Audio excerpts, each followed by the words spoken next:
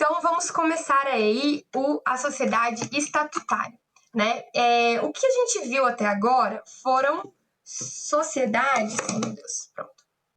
O que a gente viu até agora foram sociedades que se focavam ali na pessoa dos sócios, não é verdade? Então, apesar de poderem ser constituídos por pessoas jurídicas também, você tinha uma sociedade baseada em obrigações recíprocas, né? Em uma relação de sociedade, em uma relação entre os próprios sócios. O que muda então, né? Essas sociedades que têm esse instituto personae, né, essa personalidade dos sócios, a gente fala que elas têm uma base, uma relação jurídica baseada numa relação contratual, né, numa lógica de contrato. Então, aí, seria até bom vocês reverem esse ponto quando vocês tiverem direito civil, a teoria geral dos contratos. Mas qual que é essa lógica de contrato? É aquela relação de eu e você fazemos um acordo e nos obrigamos a determinadas situações, né, a determinadas obrigações, temos determinados deveres e obrigações e direitos determinados por essa relação contratual, né? Ela é firmada, então, de acordo com as partes. Mas, com o tempo, né, o direito, as relações sociais foram percebendo que essa relação social, de sociedade, baseada em uma relação contratual, ela não era suficiente, né? Ela não abrangia todas as relações empresariais, e essas relações empresariais podiam ir além. E daí surge essa demanda específica, né? Como eu já disse, né, que essa sociedade por ações, ela vai surgir ali no período... Ai, gente... eu mencionei para vocês, vai surgir no período da Revolução Industrial, em que você tem uma necessidade de ter ali investimentos, né, sem que você tenha aqueles sócios correndo aquele risco. Então, a versão jurídica, né, a previsão legal, ela surge nesse momento, mas essa necessidade, essa existência de uma relação que você não tem um foco tanto nos sócios, mas na empresa em si, ela surge naquele momento em que existem as grandes navegações, né, que os grandes navegadores saíam do mundo velho, né, do velho mundo, do mundo antigo da Europa, e iam buscar as novas terras, as Índias Ocidentais, as Américas, né? Então a gente tem um momento em que você tem a criação dessas companhias, né, em que você tem um foco não na pessoa daqueles sócios, mas na própria instituição em si, né? Então essas sociedades estatutárias, o que diferencia elas das sociedades contratuais, né, que tem esse foco na relação dos sócios, na pessoa dos sócios, é justamente essa diferença do tipo de relação jurídica, né? Então, a gente não tem uma criação de uma relação contratual. A gente tem uma criação de uma relação estabelecida por um estatuto social. Então, o foco ali não são os sócios, é a própria sociedade, é o próprio estabelecimento, a própria empresa em si, né? Então, a gente tem... segue uma lógica das associações, né? Gente, vocês tiveram já associação em direito civil? Acho que já, né? Vocês já viram o que são associações, os requisitos, etc. Então, as associações, uma das primeiras coisas que a gente começa a falar ali, dentro daquelas sociedades que a gente já viu, é que há uma separação, né? O que diferencia essas sociedades dessas associações é essa relação de que, enquanto nas associações você tem várias pessoas que têm obrigações com a associação, mas não têm obrigações entre si, na sociedade você tem pessoas que se obrigam entre si. A gente tá fazendo muito barulho, é que eu abri porque tava calor. Então, você tem essa relação. Já na sociedade, lá nas sociedades estatutárias, você vai ter uma reaproximação com as associações, né? A diferença é que na sociedade estatutária você tem uma finalidade econômica, né? Lucrativa, você visa o lucro, uma atividade econômica que visa o lucro, não apenas uma atividade que visa uma promoção cultural, esportiva, etc. A gente já viu essa diferença também nas outras aulas. Então, os acionistas que vão aderindo a esse empreendimento, eles vão adquirindo obrigações com aquele próprio empreendimento, com aquele próprio estabelecimento, e não com os outros acionistas, e não com os sócios entre si, né? Você estabelece uma relação entre o acionista e a empresa, e não entre os sócios. Tá? Então, essa é a grande diferença das sociedades estatutárias e das sociedades Instituto Personae que a gente viu até agora, né? Que a gente viu na aula passada.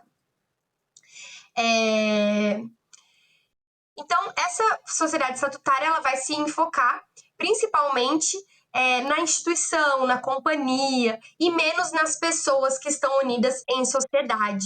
Né, os acionistas. Então, os acionistas, os cooperados, eles não vão ser o foco principal, mas sim a instituição. Então, nós vamos ter aí 3 tipos, né? A sociedade anônima, a comandita por ações, que é muito parecida com a comandita simples, que a gente já viu na aula passada, e a cooperativa. A cooperativa também eu acho que é mais fácil da gente relacionar, porque é mais comum que nós tenhamos relações jurídicas com cooperativas do que com sociedades anônimas, né? Enquanto cooperados e enquanto sócios, né? Não enquanto clientes ou consumidores. A sociedade anônima, então, ela é a que a gente vai gastar mais tempo hoje aqui na sociedade anônima. Mas eu tenho certeza que vocês vão conseguir diferenciar ela dos outros tipos societários. Essa é o principal objetivo desse primeiro contato com esses tipos societários é que vocês consigam diferenciá-los, tá? Então, não se obriguem a absorver todas as mínimas características, mas pensem que o objetivo de vocês, nesse primeiro momento, é compreender as diferenças entre os tipos societários. E daí, com o tempo, com os estudos, vocês vão aprofundando e adquirindo cada vez mais um conhecimento aprofundado sobre cada tipo societário. A sociedade anônima ela foi a primeira sociedade estatutária, né, a ser regulamentada. E na maioria das vezes, esse tipo societário ele vai ser adotado por grandes empreendimentos, né? Por empresas grandes, empresas que têm um alcance muito grande de comércio, de indústria, etc. Ou então por determinação legal. Então, a lei determina que seguradoras, bancos, sociedades com ação em bolsa de valores, né? Que são sociedades com capital aberto, a gente vai ver também o que é isso. Necessariamente devem ser sociedades anônimas.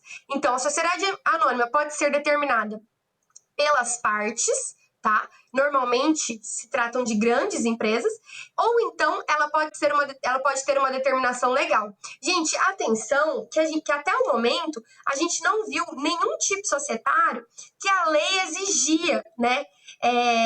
Olha, para tal relação jurídica, este deve ser o tipo societário. A gente não viu nenhum tipo assim até agora.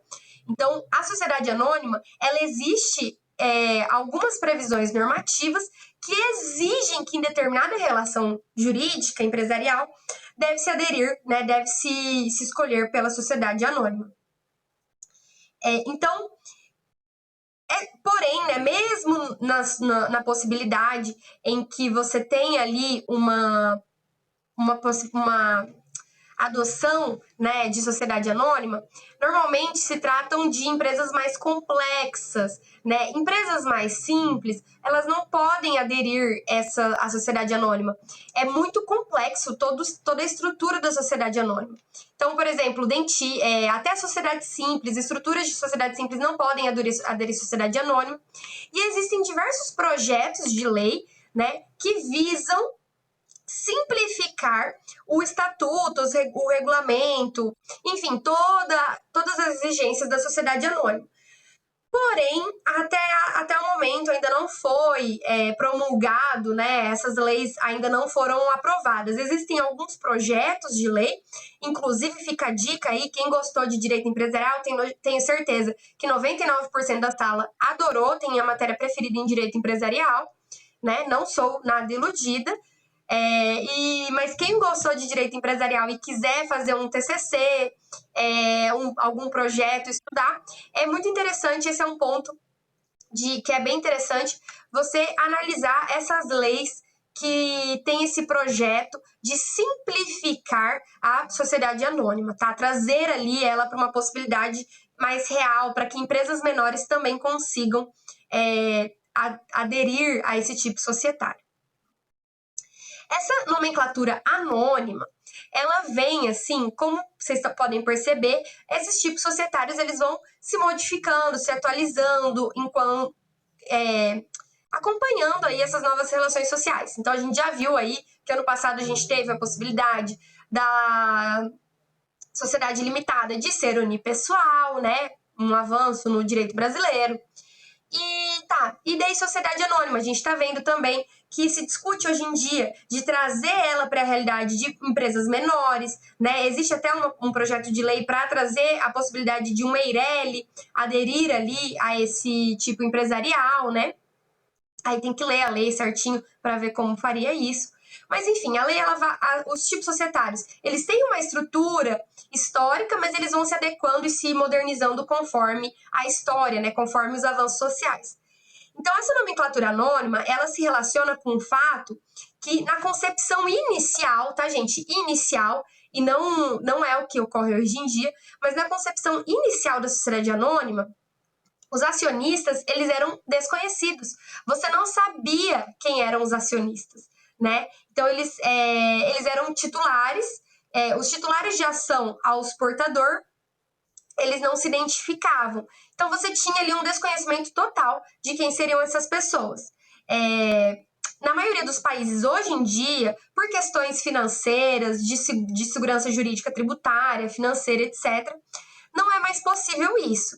Então, você tem ali um registro de quem são esses acionistas, de modo que você consegue acompanhar os movimentos financeiros, né? Você tem ali uma maior transparência dessa movimentação dessas empresas.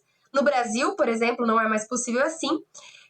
Você tem ações nominativas, né? Então, você tem ali uma identificação, ainda que não seja igual nas sociedades que a gente viu até agora, essas sociedades Instituto Personae, que é só você pegar o contrato social que você vai ter ali o nome dos sócios. Nas sociedades anônimas, você não tem no estatuto o nome dos sócios, mas você tem ali um registro, no registro das ações, você tem ali um registro de quem são essas pessoas, né? Quanto elas têm ali de ações, etc. Mas alguns países, eles ainda permitem que sociedades anônimas não divulguem, né? Não denominem ali, mantenham os seus sócios, os seus acionistas escondidos, né? Não divulguem. É o que a gente chama, alguns países, principalmente aqueles países que a gente chama de paraíso fiscal. Vocês já ouviram falar desse termo aí, né? Principalmente quando a gente fala de questões de corrupção. Então, esses paraísos fiscais, eles permitem ainda esse anonimato dos acionistas das sociedades anônimas, tá? Gente, daqui a pouco vai cair nossa ligação. É só clicar no mesmo link que tá no grupo, tá bom? O regime jurídico tem uma lei própria, então, enquanto os outros tipos societários eles estão previstos no Código Civil, a sociedade anônima ela tem uma lei própria, né? A Lei das Sociedades Anônimas, que eu coloquei ali para vocês, e em casos que aquela lei não preveja, não tem ali um regulamento específico, vai ser aplicado o Código Civil, tá? As características da sociedade anônima, ela é dividida em capital. Aí alguém tinha perguntado para mim no ano passado, professora, mas qual que é a diferença de capital e de cotas? Bom, primeiramente, né, que a gente já viu que a natureza jurídica dessas relações sociais, elas são distintas. Enquanto um contrato social que institui uma sociedade, ele é um contrato, O estatuto social, ele é um estatuto, né? A sociedade estatutária se baseia numa relação entre a pessoa e a empresa, e não entre os sócios em si. Então, a cota, ela vai ser uma parcela constituída em bens ou dinheiro que cada sócio incorpora para a formação total do capital. Então, eu apenas tenho... Então, a cota, ela depende do todo, né? Então, para que eu tenha o todo, para que eu tenha o capital social, eu preciso dessas pequenas cotas. Já as ações, elas são títulos, né? Elas são títulos nominativos que são negociáveis. Então, o portador da ação, ele pode negociar essa ação. E elas vão representar quem possui uma fração do capital social da sociedade anônima. Então, você também tem uma divisão, só que você não tem uma ideia do todo, né? Você tem essa divisão que cada um tem uma fração daquele capital por meio de títulos, e daí eu vou denominar quem que vai ser o portador de cada título. Gente, fazendo aqui uma analogia bem simples, né? Óbvio que é uma relação jurídica muito mais complexa, mas seria mais ou menos assim. A cota, imagina que eu tenho um apartamento junto com as minhas irmãs. Eu tenho um apartamento junto com as minhas irmãs. Nós três somos donas deste único apartamento. Então, nós temos ali uma propriedade dividida entre nós três. Cada uma tem uma cota, né? Tem um pedacinho daquele apartamento. Mas é um apartamento que está ali entre nós. É indivisível. Já a ação, imagina que eu e minhas irmãs moramos num prédio, num condomínio. E daí cada uma possui um apartamento. Então, nós temos 3 apartamentos. Cada uma possui uma fração daquele total, daquele condomínio. Mas esses pedaços são divididos, né? Estão separados, não é uma propriedade única, né? Não é um bem único e indivisível. É uma explicação bem assim, bem simplista, né? A relação é um pouquinho mais complexa que isso, mas apenas para que vocês tenham essa noção de que como você divide a parte do todo, né? Então, a ação você tem uma fração de um todo mais complexo, né? Um todo mais estruturado do que a cota em relação ao capital social das empresas baseadas em um contrato social. Ficou clara essa parte, pessoal? Essa parte é muito importante.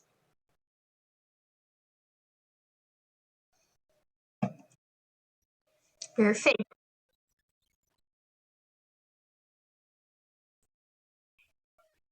Prova surpresa, gente. Aí todo mundo saiu da sala, imagina? Vai, tô dando aula sozinha aqui. Não, gente, Deus o livre, fazer prova surpresa é para matar os alunos do coração, né? Enfim, até me desconcentrei aqui agora. Enfim, segunda característica, cada sócio vai se responsabilizar, então, apenas pelo preço de emissão da sua ação, da ação do pedaço ali das ações que ele adquirir. Então, ele pode ter, ele apenas é responsável por aquele pedaço, né? Por aquele montante, e não pelo todo. Então, essa responsabilidade vai se limitar para o valor da emissão da ação que ele adquiriu, da fração que ele adquiriu. Não havendo responsabilidade pela integralização do capital social, de todo o capital social. Né? Vocês lembram que a gente viu na aula passada que se um sócio ele deixa ali de integralizar a parte correspondente, os outros sócios podem diminuir o valor total do capital social, podem comprar a parte dele, ou então, se não for integralizado aquele valor, eles devem diminuir o valor do capital social. Então, todos os sócios, eles têm uma responsabilidade pelo todo, né, pela integralização total. Enquanto na sociedade estatutária, não. Ele tem responsabilidade pela sua ação, pela sua parte, pela sua fração, tá? Esse valor nominal que eu falei, que é o valor de emissão, é aquele valor convencionado pelos acionistas no momento de emissão das ações. Então, quanto vão custar essas ações? Qual vai ser o valor que elas vão corresponder do capital de toda a empresa, né? Do valor total da empresa. Então, esse valor ele vai ser o preço que esses acionistas que esse acionista pagou por ela no momento ali da sua integralização. Esse valor, então, vai determinar o montante da sua responsabilidade social, sua responsabilidade patrimonial dentro daquela empresa. Gente,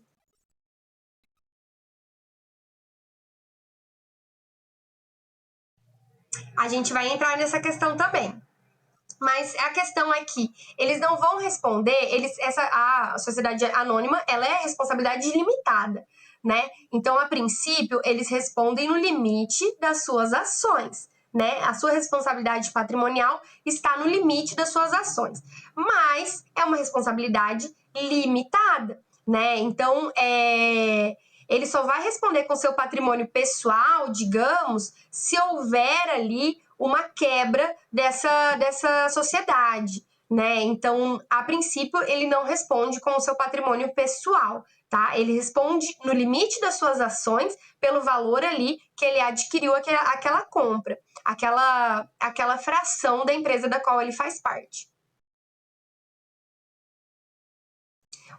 Até um dos princípios de criação da sociedade anônima é essa proteção, né, dos sócios. Porque imagina, se a princípio a gente não tinha nem o nome dos sócios, como que a gente ia responsabilizar eles? Hoje a gente tem, por uma questão financeira, mais tributária do que tudo, né, pessoal, que a gente consegue ali, sabendo quem são os sócios, consegue prever ali, prevenir questões de lavagem de dinheiro, atividades ilícitas, etc., mas ainda há uma limitação dessa responsabilidade. Essa limitação, como eu sempre digo, né, ela surge para que o sócio ele possa assumir os riscos da atividade empresarial com mais segurança de não estar colocando todo o seu patrimônio em jogo. Porém, não é absoluta, porque também não dá para se praticar um estelionato através da atividade empresarial, né? E é o que já ocorreu e o que pode ocorrer se você tiver uma limitação de responsabilidade absoluta. Pessoal,